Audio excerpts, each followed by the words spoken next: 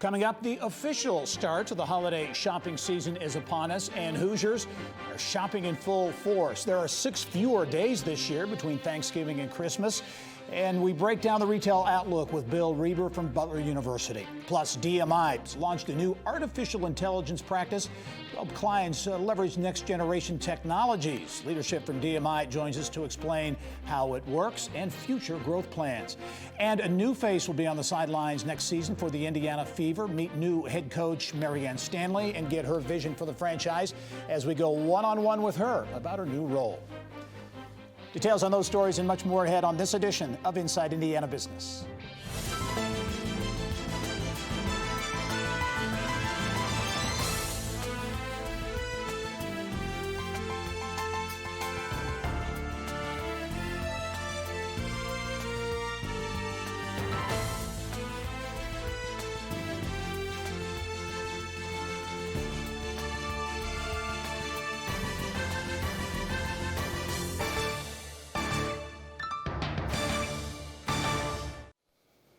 Hello and welcome to Inside Indiana Business. I'm Gary Dick. The Deloitte Center for Industry Insights calls this holiday shopping season one that will bring increased disruption, competition, and economic uncertainty. That disruption has been happening for months. Forever 21, Walgreens, Dress Barn, Game Shop, Gap, and many other chains have announced some 9,000 store closings this year. That's more than we saw during all of last year. Still, consumers expected to produce the first $1 trillion holiday shopping season ever. With some insight on what to expect in Indiana, pleased to be joined by Butler University Professor of Economics, Bill Reber. As always, Bill, welcome to the program. Thank you. Okay, despite all the disruption, we'll get to that in a moment, but how do you look? A lot of indicators, employment, wages, all those things seem to point to a pretty positive holiday shopping. Everything is positive in that respect. If you look at unemployment, say, in Marion County, 10 years ago, it was over 10% during the Great Recession. It's about 3.5% last year at this time. It's under 3% now. Wages are growing about 3% plus throughout the economy. Inflation is under 2%. The stock market is up 17% compared to last year, and more people are seeking jobs. So the purchasing power certainly is higher. And as you look statewide, a manufacturing state like Indiana, which has manufacturing is done pretty well, albeit Cummins with a big layoff announcement here toward the end of the week of 2,000 jobs. But with manufacturing and employment at stronger levels, that bodes well, I would think, for a state like Indiana. Especially manufacturing. Yeah. And you go 10 years ago, somewhat over 400,000 jobs in manufacturing. It's over 500,000 now and stabilizing. Now, one concern is the international environment and the effect of currency values. So, for example, the dollar has appreciated against the euro and the Chinese yuan. So all else equal, that would have meant lower prices, but of course we have tariffs at play in those cases. So prices of those goods might be higher. In the case of the Japanese yen and Mexican peso, the dollar has depreciated. So those goods coming from those countries might be a little higher priced. Disruption certainly continues in the retail business. I mentioned the store closings. Given that, who will be the winners, you think, from a retail standpoint, the stores that will do well this season? Well, certainly Amazon. Everyone thinks about Amazon, their online sales, and they have their own brick and mortar stores also. But Walmart and Target, I think, are really in the picture now. They have so many stores, and people can order online from Walmart and Target, and the stores can deliver from their locations, or people can actually go to the stores and pick up the goods themselves. So there's a lot of dislocation, but those two stores seem well placed. Online shopping, e-commerce certainly isn't going away. All the expectations, predictions, I'm seeing double-digit increases there. So that continues to be an important part of the retail mix. That's right. There still is Black Friday and Cyber Monday. Now, Black Friday, the term is coined because the retail season might be losses until you achieve Black Friday. And red is the color of losses. Black is the color of profit. So that still kicks in Black Friday, and it's reinforced with Cyber Monday. And don't forget Giving Tuesday, where people, because their purchasing power and incomes are higher, are more apt to give with hope on Tuesday. And people who were down on luck this year might be able to give more next year. Yeah, and the weather even plays into it a bit in terms of people going out to the That's stores right. and malls. You have to get into the mood, and I guess the wintry weather gets you into the mood Monday through Friday, and then with hope it warms up on Saturday and Sunday, and it's easier to shop. All right, the season is here, officially at least. Bill Reber, Professor of Economics at Butler University, thanks as always. Thank you. All right. Well, also making headlines this week, as mentioned a moment ago, Columbus-based Cummins with a bombshell announcement this week, plans to lay off about 2,000 salaried workers from its global workforce of about 62,000. Cummins said early in the week, demand has deteriorated faster than expected. It needs to reduce costs. Cummins says it has already taken several actions in response to declining revenues, including reducing discretionary spending across the company, voluntary headcount reductions, and it continues to align production with demand at manufacturing facilities. No word yet on how many of those layoffs will be in Indiana. Coming up next, the hottest topic in technology right now, well, certainly artificial intelligence is among the tops. Products like Alexa and Siri are revolutionizing how we get information, and we'll sit down with a company at the forefront of that movement. Details are just ahead.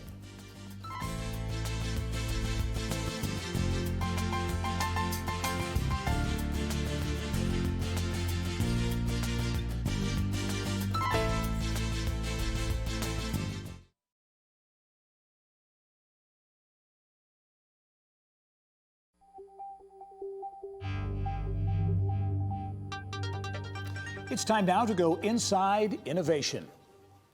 Well, artificial intelligence, AI, is one of the hot topics in technology today.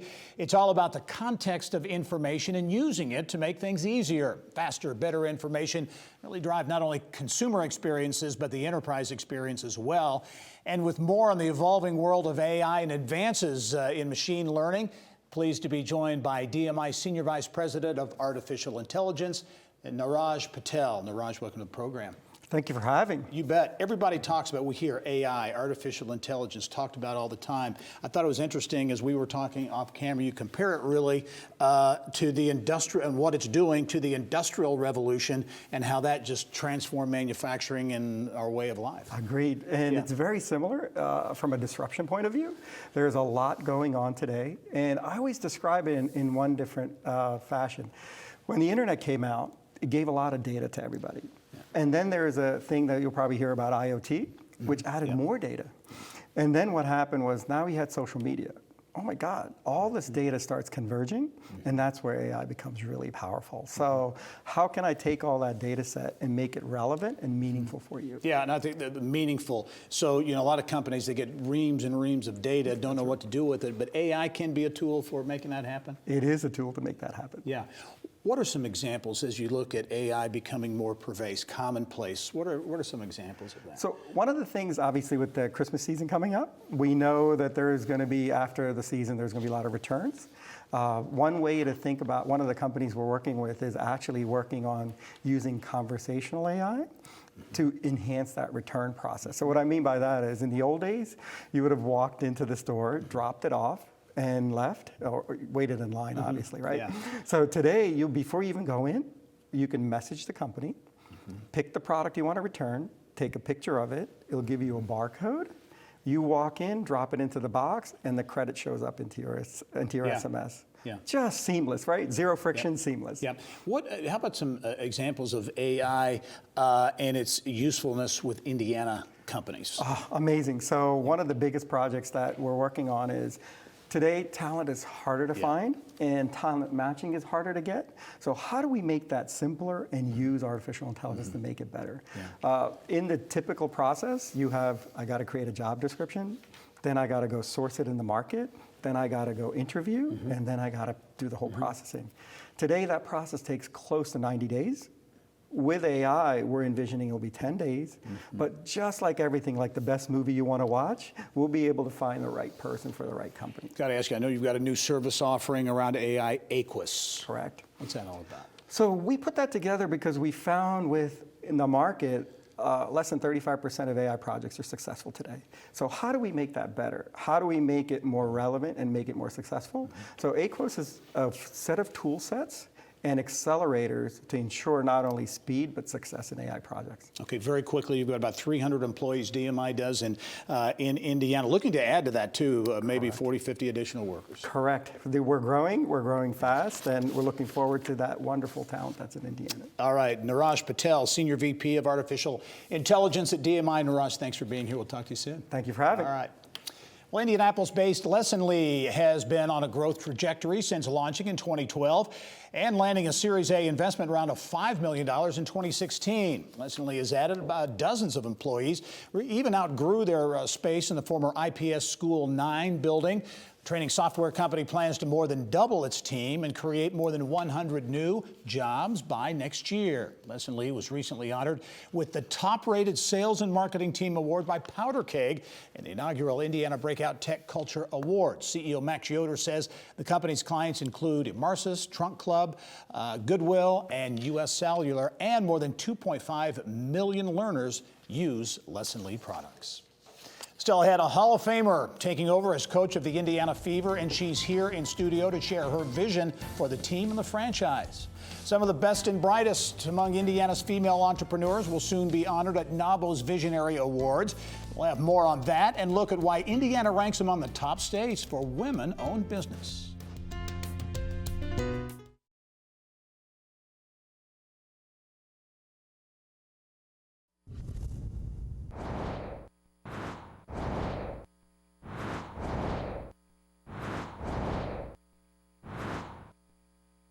Here's what's making news now around Indiana. A major development is now underway in southeast Indiana, where officials have broken ground on a $3.5 million mixed-use development in Jeffersonville. Spring Street Commons will include retail space as well as 22 apartments. Jeffersonville-based ARC is developing that project.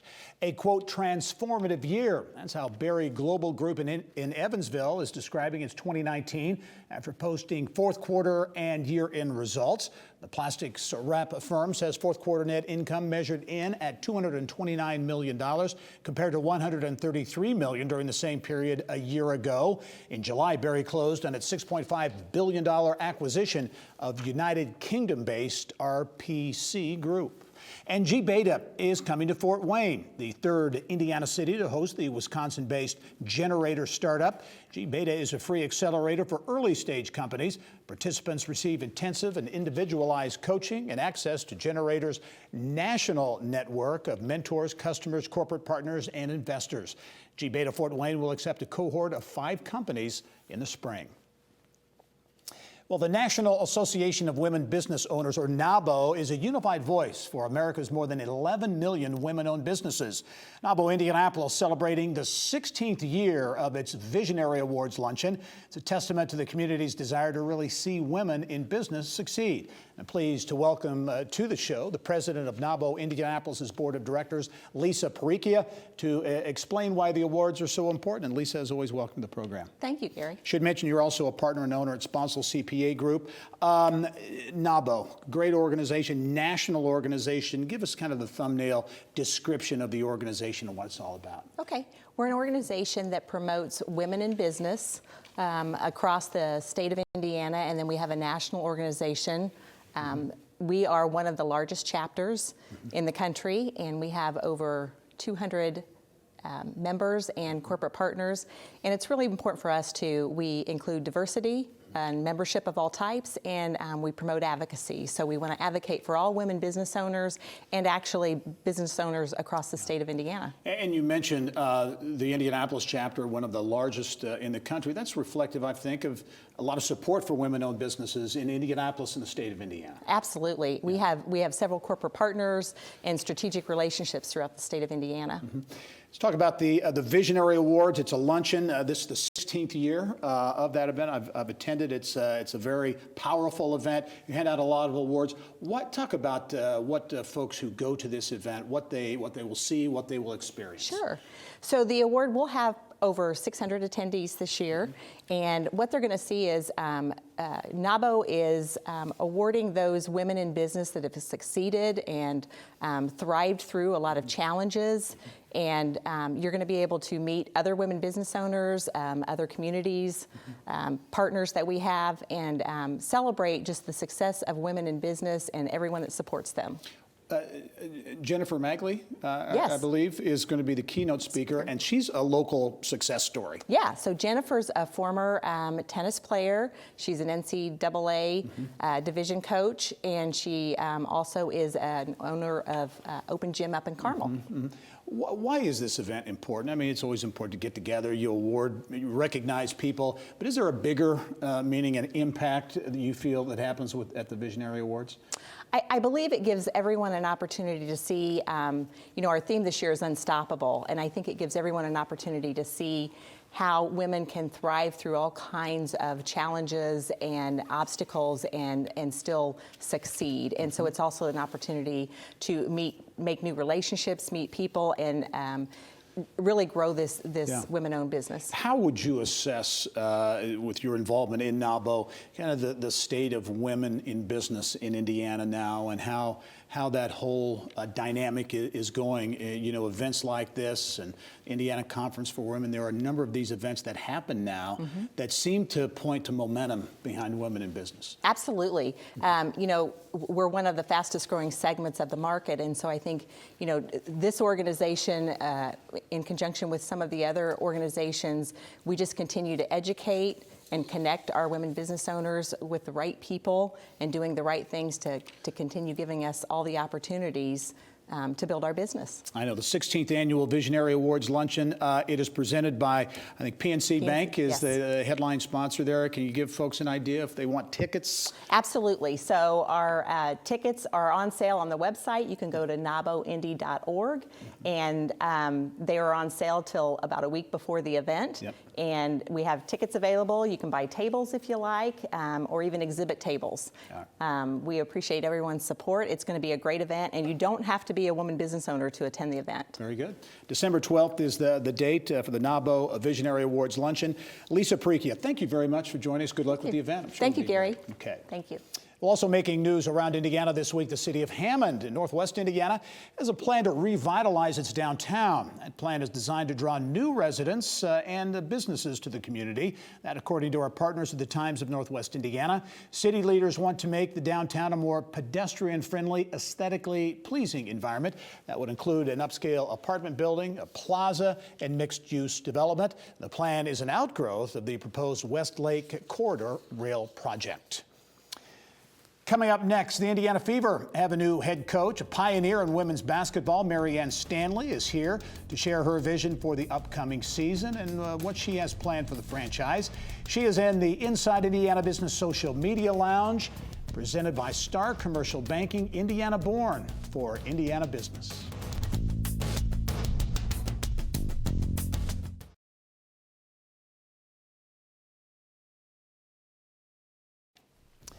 Well, she is a very familiar face in the WNBA. This week, the Indiana Fever named Marianne Stanley the 7th coach in the franchise's 20-year history. And I'm pleased to welcome her to the show to get her vision for the team. And Marianne, welcome to Indianapolis. Thanks so much. As I mentioned, you are a big name in women's basketball at the collegiate level, won more than 400 games. You come to Indiana from the Washington Mystics, the WNBA champs. You were coach of the year in the WNBA as well.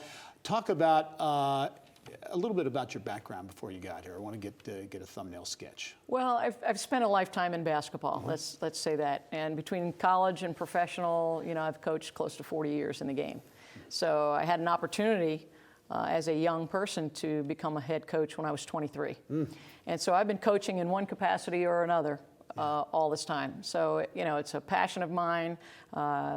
it's something that I just couldn't be more thrilled to bring my resume, myself, my experience here to Indiana and to help the Fever organization. I'm just tickled pink to be here. Well, you and I were talking off camera, and you mentioned you think about your start in women's basketball. And you talked about Birch Bayh, former senator here from Indiana, and his role in Title IX legislation, which really, enabled a lot of this to take place. Absolutely, Gary. Without Birch Bayh, native son to Indiana, I wouldn't be sitting here. I wouldn't have had the opportunities in my lifetime as a college player and certainly as a coach to feel like there's an equal playing field. And so I think part of what's important in my coming to Indiana is the respect for the history of the game and the respect for the fact that we owe a debt to all the young ladies in the state of Indiana to provide a team that they can be proud of, one that they can follow with enthusiasm. And so I give a nod to Birch Bayh and all he did to change the landscape for women in sports. There is a lot of enthusiasm and passion behind Fever basketball. The record on the court the last couple of years hasn't been what was wanted, I'm sure. What do you see as opportunities for the team on the court as you get into this new role? Well, as I looked at the team and kind of evaluating this opportunity, I was struck by several things. First of all, you have a good core group of people, good core group of players, very talented, some young players mixed in with some veteran players. And I think there's just an immense ceiling, an opportunity to just keep getting better and better. And knowing the history and the legacy that is here, of course, that connection with Tamika Catchings as a player. There's a history of championships here at Indiana. You won a championship in 2012, went to the finals in 2015. It's not that far removed. And so the challenge is to take this young group that finished last year strongly. They finished the last 13 games with a 7-6 record, so they're on the upswing, and to help them build a winning culture, a championship culture, and chemistry. And I couldn't be more thrilled than to be the new head coach. How important is organization? You mentioned Tamika Catchings. She's expanding her role to become GM of the Fever. Allison Barber, the CEO. How important is that organizational structure to success? Well, it was vital to my coming here. When I came to Indiana, from afar, I've always had a tremendous respect for the organization and what I thought was here.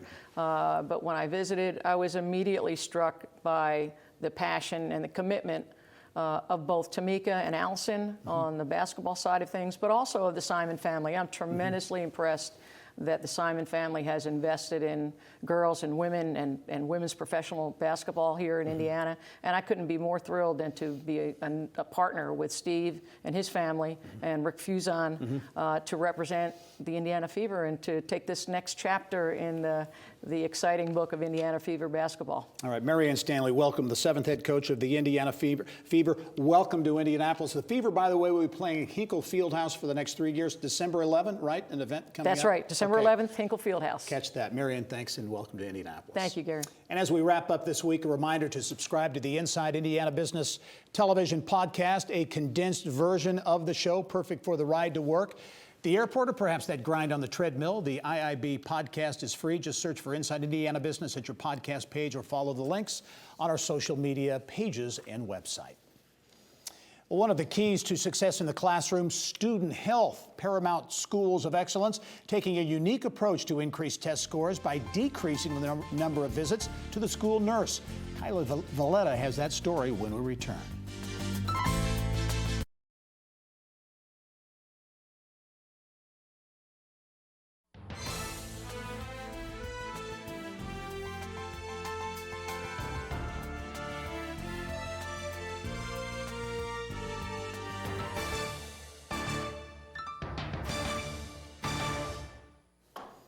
Well, a charter school in Indianapolis says it's moving the needle for student academic performance based on a surprising stat uncovered by data: visits to the school nurse.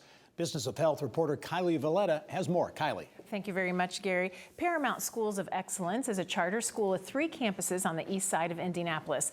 The vast majority of its students are from households at or below the poverty level. A few years ago, the school uncovered a data point that its leaders couldn't ignore. Students who visited the school nurse more frequently had lower academic performance.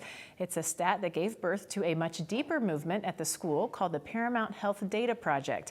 Here to tell us more is Tommy Reddix, Executive Director at Paramount Schools of of Excellence, and Dr. Addie Angelov, an independent researcher. Thank you both for coming to the show today. You're welcome. Thanks for having us. Tommy, let's start with you. This interesting connection that this project has uncovered between school nurse visits and academic performance. Yes, thanks. I think academically, really all around the state, our schools really care about taking care of the whole child.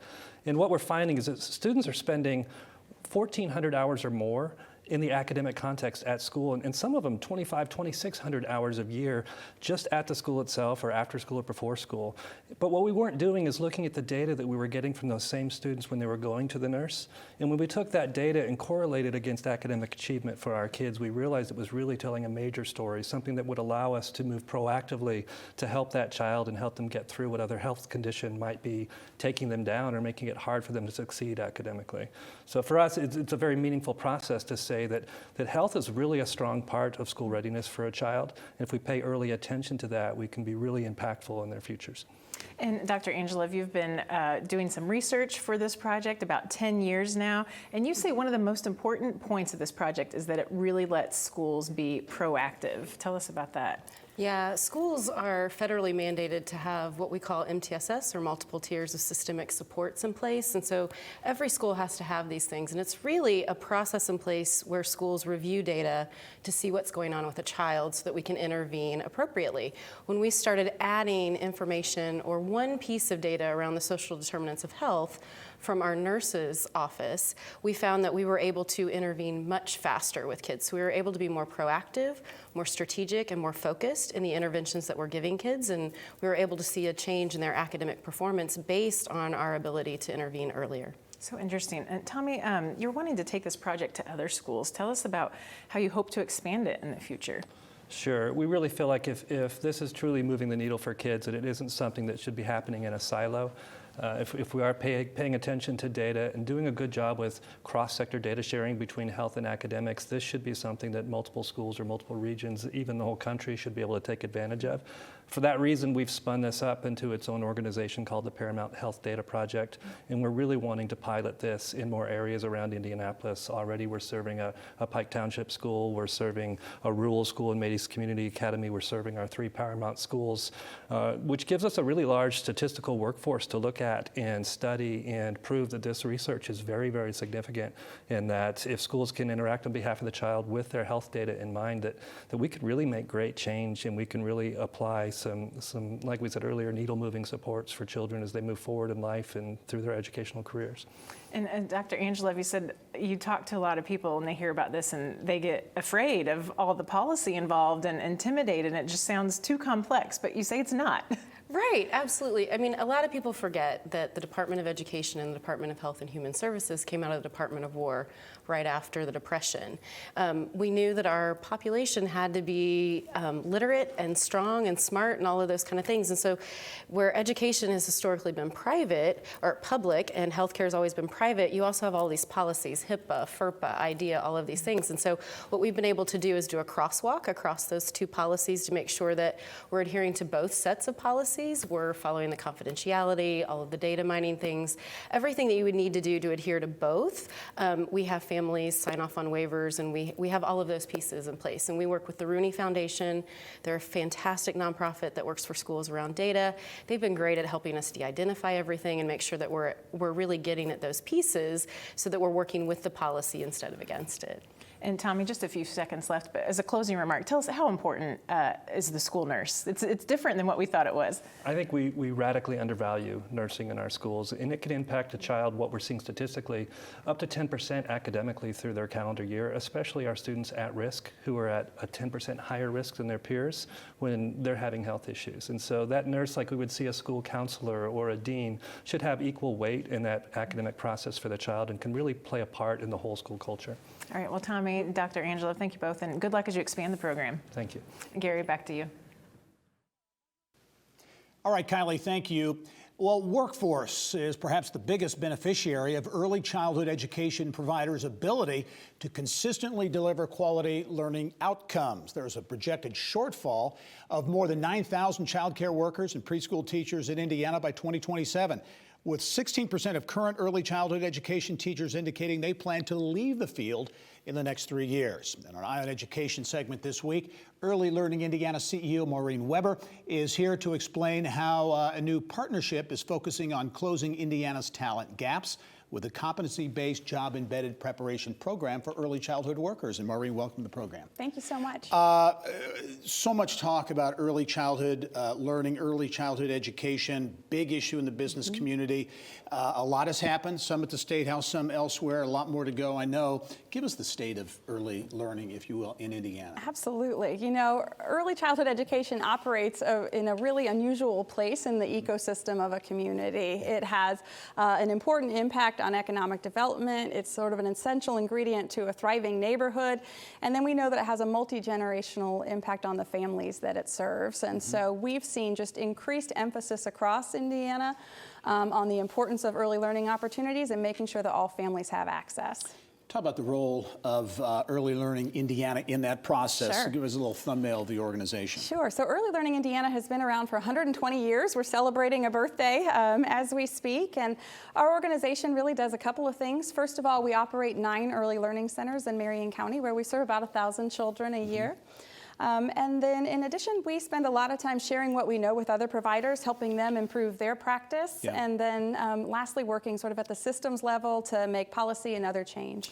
I want to get to the program I mentioned in the intro in a moment, but the economic cost of inefficient or poor early learning outcomes, if you will. You put an economic cost to Indiana on that. We did. So we did a study last year and found that about $3 billion of economic impact for lack of access or problems with accessing early care opportunities throughout the state of Indiana. And that comes through a couple of things: direct costs for employers, loss of economic activity, and then ultimately loss in tax revenues as well. All right, talk about this workforce program partnership, I think, with the Fairbanks Foundation. That's exactly right. You're pretty excited about. Yeah, so the Richard M. Fairbanks Foundation partnered Ascend Indiana and Early Learning Indiana to really think about this workforce challenge. So as you mentioned in the opening, one of the biggest barriers to access is actually having a qualified workforce to provide the services. And so what we know is that there is a projected shortfall, and we certainly experience it within our own centers as well. So we've thought about how do we innovate our way out of this problem? How do we kind of go back to brass tacks and think about preparation models? And so what we are designing is a more competency-based, job-embedded approach that will really speed up time to productivity and help to make sure that we've got a more sustainable workforce. How can businesses, because a lot of businesses already engaged in this issue, right. But what can businesses do to get involved? You're exactly right. We have some giants in this community like Eli Lilly and PNC, IU Health, and others who have been very engaged. If you're a business that's just thinking about becoming involved, we would really recommend you start by surveying your own workforce. What are their needs in terms of childcare? There are opportunities through flexible spending accounts and other things that almost any employer can do. If you're more interested, you could partner with a early childhood provider like Early Learning Indiana to provide a benefit to your team members as well. So there are many things they can do. Yeah, very quickly, this is not a budget writing session at the Indiana State House, but I know that's a big issue for proponents of early childhood education. As you look to next year and momentum behind, how do you see the landscape? Yeah, we'll continue to talk about the importance of pre-K. We had a great budget year last year and managed to keep our funding level, and we look to expand that to additional counties and children going forward. All right, well, Maureen, Early Learning Indiana is certainly a very important organization dealing with a very important issue. Thanks for joining us. Look forward to having you back on the show. Appreciate it very much. All right. And a reminder, all of our Eye on Education segments can be found at InsideIndianaBusiness.com. Also, if you have an interesting story idea or a suggestion, please send them to lead producer Tara Twig at ttwig@growindiana.net. Also making headlines this week, Brazil-based precision ag company Solinftec, which established its U.S. headquarters at the Purdue Research Park earlier this year, is planning to move its global headquarters from South America to West Lafayette. Solinftec CEO Rodrigo Santos made the announcement to me at the Agrinovus Indiana Ag Bioscience Innovation Summit in downtown Indianapolis. The company's Internet of Things platform gives farmers information about the status and productivity on their machines. Technology already active in more than 16 million acres in Latin America, more than 100,000 daily users. Solyntech says the West Lafayette facility will allow it to meet increased demand in North America and enable the company to further expand its offerings. Still ahead, our insiders will sound off on some of the week's top business news stories. But first, Northwest Indiana rolling out the red carpet for collegiate athletes, coaches, and fans. Hobart is preparing to host a Division II bowl game. We'll find out what it means to the region. That's next.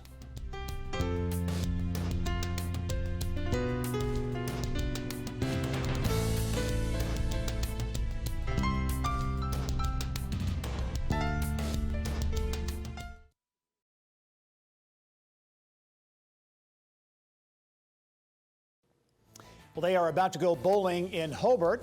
College football bowling, that is, with the inaugural America's Crossroads Bowl. Bill Benner has more on this week's Inside Indiana Sports. Bill. Gary, thanks. On Saturday, December 7th, Truman University from the Indianapolis-based Great Lakes Valley Conference and Ohio Dominican, also Indy-based from the Great Midwest Conference, will square off at Hobart's Brickyard Stadium in a bowl game featuring NCAA Division II institutions. And joining us today to discuss this new endeavor are Jim Namovich, the commissioner of the GLVC, and Katie Holderby, executive vice president of the South Shore Convention and Visitors Authority and co-host of the game with the city of Hobart. And thanks for joining us. Jim, let's start with you. How did this idea, I mean, I know that you have teams that qualify for the NCAA Division II playoffs, but now you have an additional postseason opportunity through the bowl game. We do, Bill, and thanks very much for the opportunity to be with you. Yeah, a couple years ago, we're our 8th year as a Division II football playing conference. We're 41 years as a league, but only 8 sponsoring football. And I was looking for an opportunity to expand postseason opportunities for our student athletes. So 2 years ago, we were coming back from Chicago from a volleyball tournament. We came over to the South Shore Convention and Visitors Authority, met with a gentleman by the name of Rick Flutka, and said, hey, I've got an idea. We'd like to host a football bowl game. Rick knew exactly what we wanted. His daughter had been a student manager at Purdue during the Joe Tiller era. And from there, we've been working for 2 years towards this, and really looking forward to December 7th for the inaugural bowl game. And Katie, of course, with the Visitors Bureau, you're always looking to drive traffic, and this seems like to be a good fit for you. Yes, we are. We're always looking to drive traffic, especially in December when we need it the most. It's a great fit at Hobart High School, pretty close to the city of Chicago, not far from Indy, so in any direction, it's accessible to both teams. And I know you've cooked up a lot of other activities beyond the football game that'll really make this a great experience for the student athletes. Talk about a few of those. We did. Yeah. The team arrives on Thursday, December the 5th, so we'll host them for dinner that evening. The next day on Friday, we have them busy all day with some interaction with Hobart High School and their elementary schools. In addition to that, we have a tree lighting that evening on that Friday night, so the team will interact with the community, and then the next morning, it is game time. Jim, talk about, and I didn't realize that the other conference, the Great Midwest, also based in Indianapolis, so this was an easy fit for the two leagues to get together. Made easier by the fact, Bill, that Tom Dager, who's the commissioner of the Great Midwest Athletic Conference, worked for me for 5 years as my associate commissioner. So, yeah, their offices are right downtown Indianapolis. We're in the Pan Am building. They're located above the old spaghetti factory. So it's been really wonderful to partner with Tom on this initiative, and it was very important for both of our conferences to be able to do something for our football programs, to expand that postseason opportunity. And like I said, Katie and everybody up in Hobart and from the South Shore Convention and Visitors Authority have been so helpful and accommodating. We think we're going to put on a really great show for both teams and for the fans. Katie, there's another great new sports, the Mascot Hall of Fame is up there, and you're going to they're in Munster, right? They're in Whiting. Whiting, yep. I'm sorry. That's okay. But you're going to interact with the Mascot Hall of Fame and make them part of the game. Yes, they opened a year ago, and we're going to include them in the game. So Reggie, the mascot from the Mascot Hall of Fame, will be out in the stands, and then during the halftime show, he'll be playing with some other mascots and entertaining the fans. In addition to that, we'll have some local bands playing, and I think that Truman is going to have their band as well. They are. And you got Jim Corneliuson, the famous yes, Jim Corneliuson. Jim Corneliuson is singing the national anthem. He opened for the 100th anniversary of the NFL this year, the Bears against the Packers in Chicago. So we're really looking forward to seeing him. As we wrap up, if people want to, whomever want to make the trip, how they learn about more game information. Yeah, so head to americascrossroadsbowl.com for ticket information. We'll have ticket information as well as any information on hotels, restaurants, packages that families, teams, those interested in the game can come to. We'll also have wearables on there and everything they need to find out more about the game. All right, well, Katie Holbert from the South Shore Convention Visitors Authority and my good friend Jim Naumovich from the GLVC. Thanks for being on the show. Have a great inaugural bowl game. Thank you. Thank you. Gary, back to you.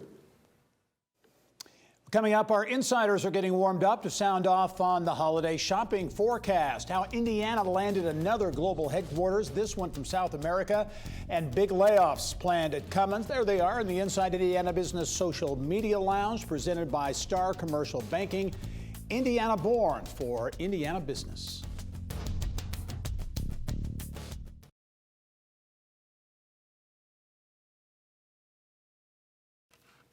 Well, each week, a group of insiders joins me to offer a perspective on some of the week's top stories. This week, sounding off on holiday spending, the big holiday retail shopping spree about to commence. Also, Indiana's continued ability to draw global investment and some big layoffs planned at Cummins. That news coming this week. Joining me this week on the Insiders, pleased to be rejoined. He was on the show earlier in this week's edition. Butler University professor of economics Bill Reber, and he's back with more perspective. Also, Vox Global Managing Director Mike Marker, and Business Furniture CEO Mary Beth Oakes. And welcome one and all to the Insiders. Thank you. For another edition. Holiday shopping season officially, it seems like it never ends, but officially kicks off, I guess, this weekend. Bill, as the economist here, you have, I think, a pretty positive outlook in terms of spending this season. Well, if you look at the employment in Indianapolis, Marion County, Indiana, it's very strong. You go back 10 years during the Great Recession, Marion County was over 11% unemployment. It was about 3.5% last year this time. It's under 3% now. Wages are growing faster than inflation, and employment levels are much higher. So to that extent, it should be a good holiday season. Yeah, and Mary Beth, we were talking off camera. You just returned from Chicago. You were on Michigan Avenue, Yes. and you said there were a lot of shopping bags. Oh, there were. I was in Chicago this past weekend for the Festival of Lights, right? So the sidewalks were packed with shoppers with lots of shopping bags, and the malls were full. And I thought what was interesting, they were not waiting for Black Friday. The Black Friday promotions had already started, so I saw tons of sales, 40% off, 50% off. Yeah. So if that's any indicator of retail performance, it's looking very strong. Yeah.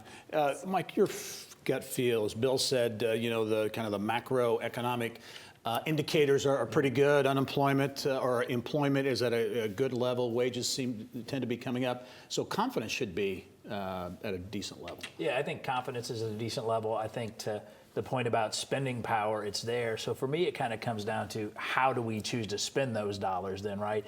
And in terms of shop local initiatives, certainly a big fan of the Magnificent Mile in Chicago and doing some shopping there.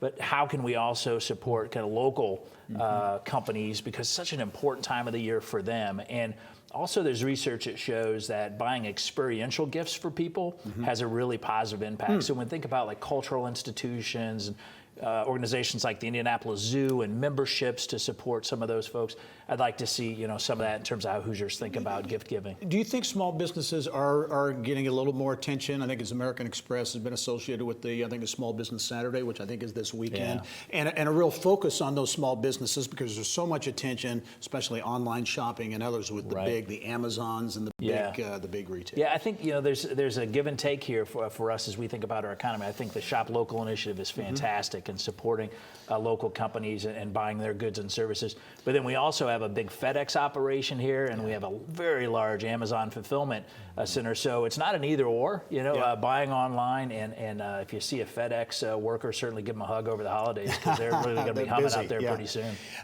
There was some negative news, a lot of positive news we've reported on this year in Indiana, especially when it comes to manufacturing. But this week, a bit of a shocker. Cummins, Columbus-based Cummins, announcing plans to lay off 2,000 workers globally, exempt employees globally. No word on how many will be here in Indiana as opposed to in other locations. But Bill, as you look at that announcement, Cummins saying the kind of a slowdown is going to be a little steeper than they thought, but taking some pretty bold action.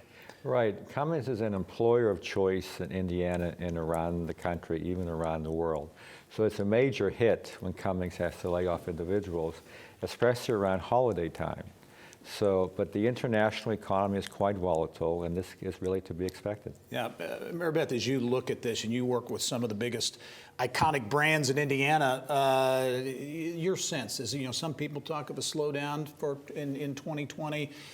Some people say not so much. They're kind of all over the board. Any feel for that? The organizations we've been talking to as we forecast, ahead for 2020, it looks very strong still. I would say there's going to be a little bit of a slowdown, maybe a little bit softer than 2019. But, we gauge it by our organizations investing in their workplaces. Are they hiring? Are they making those expenditures, on really investing in their spaces? And we're seeing double thumbs up. I mean, we're seeing a very strong, even Cummins, I mean, they have plans to work on. And they're not backing away from No. those expansion plans, which are substantial. Not as of Those are yet. important. Not that we've heard of yet. Yeah. No, I was not, I think their business is very cyclical, obviously. And, I've seen this happen a few times in the history of my time in working with them. Yeah. So I was surprised, but maybe not so surprised. So. Yeah. But yeah. And in an outfit like Cummins, it's a global entity, as Bill mentioned, and so TBD on how many of these jobs will be local, how much will feel an impact here locally versus around the globe. But there's so many geopolitical things that touch their business that eventually we'll hear more of this story. But for now, I hope it doesn't impact us here too much locally. Yeah, should also mention news this week that Stanley Black & Decker, the Connecticut-based company, announcing layoffs that will take place in Greenfield. About 140 workers or so will be impacted at Stanley Black & Decker there in Hancock County. So those are a couple of announcements in the manufacturing sector that point to perhaps an uncertain next year. We'll see how that plays out. On the positive side, Indiana continues to attract international investment. Solimftech, the precision ag company based in Brazil, had announced earlier this year and opened a U.S. headquarters in West Lafayette at the Purdue Research Park. Now they say, Mary Beth, they're going to locate global headquarters, the whole deal, they're going to move it to Indiana. A testament, I think, to Purdue, to the state of Indiana, to AgriNovus Indiana, organization behind a lot of this food and ag bioscience movement. I think it's also, if you look at the local government in West Lafayette and Lafayette, I mean, they are great places to do business. I mean, Mayor Dennis, we've worked with him in West Lafayette, and I'm really just, I continue to be really, I really look at those companies that they've been adding in those communities that have been coming there. And I think there's a reason for it. I think it's a great place to do business. I think obviously the talent that comes from Purdue, being there in a college town, I think there's a lot of positives, but they really do continue to attract top-notch organizations and a lot of growth there right now with all the companies that we've been working with. Yep. There's a great success story here in what I've heard from AgriNovus in that this company, Solimftech, was planning to place their U.S. headquarters in Illinois. And from what I've heard, it was almost done. And Beth Bechtel and the team at AgriNovus heard of this from some introductions that were made. And they said, wait a minute, you should know what we bring to the party here, and you should really give us a good, strong look. In short order, Governor Holcomb was on the phone with them. Purdue University President Mitch Daniels was on the phone with them. And that synergy of AgriNovus and this cluster that they've built here together in the state is a real powerhouse. So that happened a year ago when they said they'd be here. And so they know how to get people here, but then they know how to keep them. Because now it's like, now we'll do the global headquarters too. So it's really impressive the work that those clusters And that can do. story, representative, I think, of momentum and going on collaboration around the state of Indiana. Also interesting, and we only have about a minute left, places to visit in 2020. Indiana makes the list from Frommers. They only picked 20 places around the world to go to. Indiana's one of them. The dunes in Michigan, but then they went on to talk about how great Indianapolis is and all the great things we're doing here. So I think it's a part of the branding strategy for our state, really getting the story out there about what a great state we have, great cities, great people, great resources, and I think it's paying off. I think getting that message out there is helping us. From a business standpoint, Bill, this kind of publicity, you think it, beyond the numbers, do you think it has an impact? It's a nice location. We have clean government. It's just nice to be here. Yeah, and I think that national park designation up there for the dunes is a real game changer. You know, it'll get people here who hadn't thought about it as a destination. And then when we get them here, we bring them into other parts of the state as well. Thanks one and all. Mary Beth Oakes from BFC, also Bill Reber, Butler University, Mike Marker from Vox Global. Thanks very much. And we'll be right back after this.